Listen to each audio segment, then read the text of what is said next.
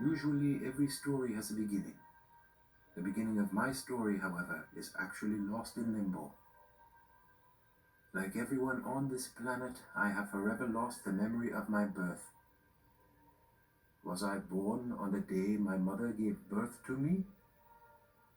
Or was it actually the day I was conceived?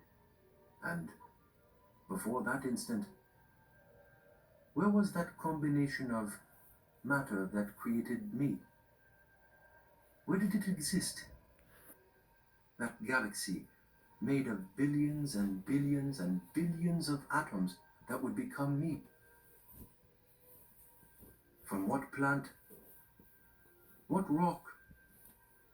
What animal? What face did they come from before actually ending up in me?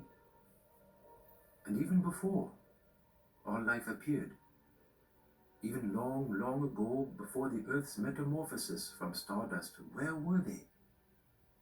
Where were those pieces of the puzzle? Was there already something of what would someday turn into me at the origin of origins, when the universe emerged from the void? My history is one with the history of the universe.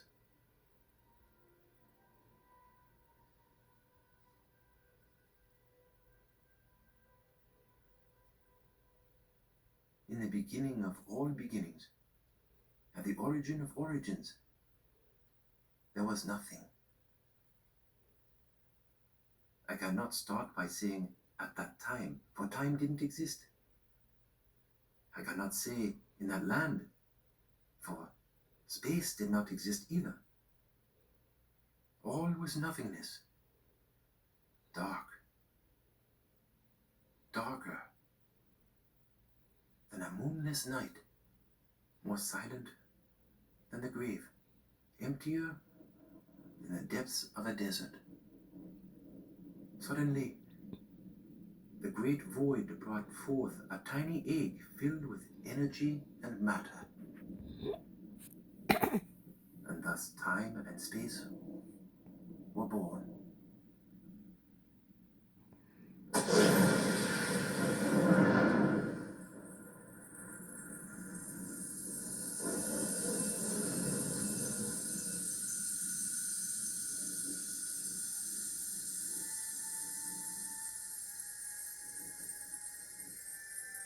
This infant universe expanded with great speed, swelling like a gigantic pumpkin.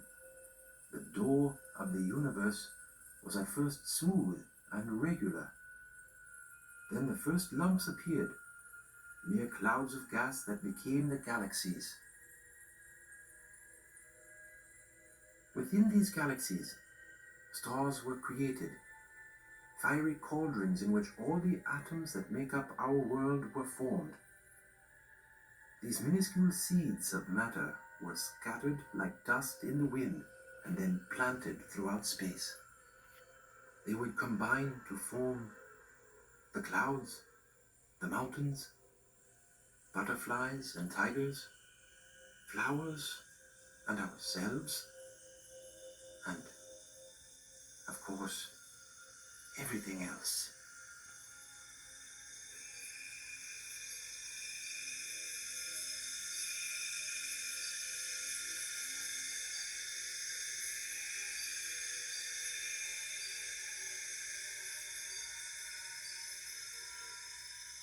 In a corner of the universe, like a drop of milk in the darkness of the void, the Milky Way took shape, a breeding ground for 100 billion stars.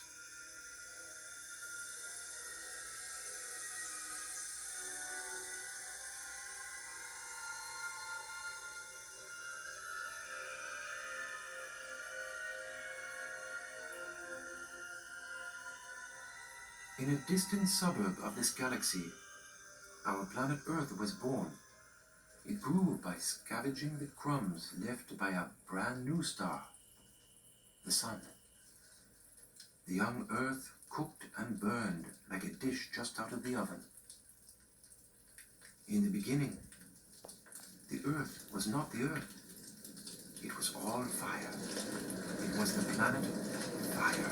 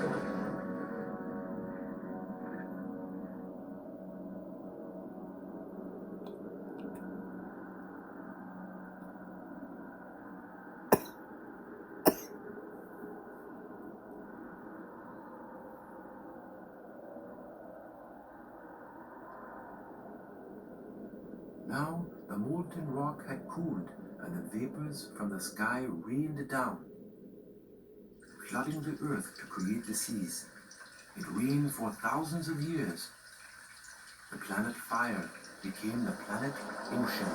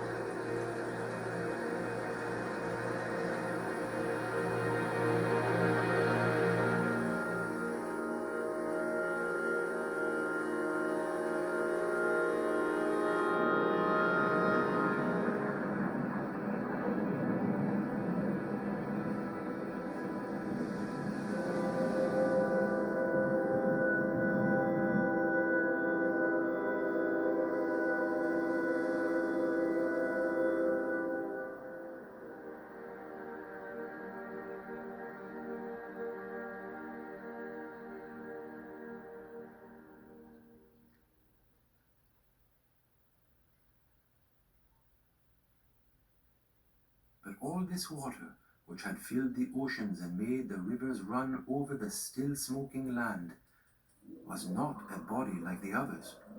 It was a shapeless chaos, capable of taking on any form. It was the universal binder, the source in which everything can be mixed, that invites combinations of all sorts. Thanks to this brew, matter on earth had made its enterprising way.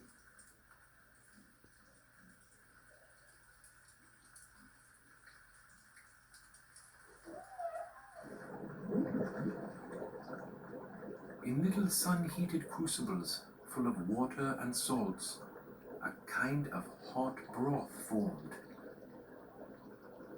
The primeval soup.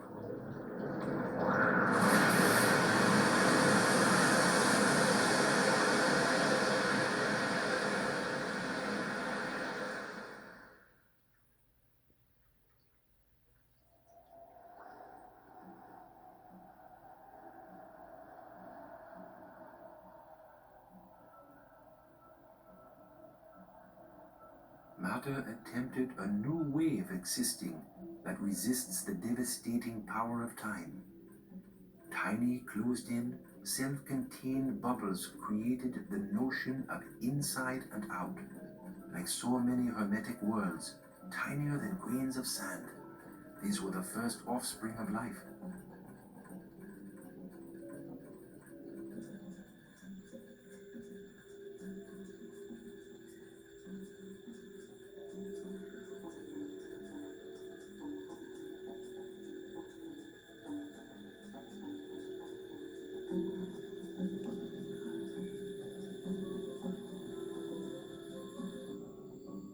If you were to add a drop of milk to water, for a moment you will see regular shapes appear that seem to be alive. But this is not life. The shapes gradually break up and chaos prevails.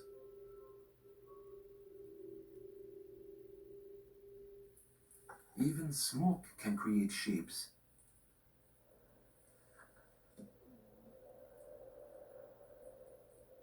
They vanish as quickly as they appear.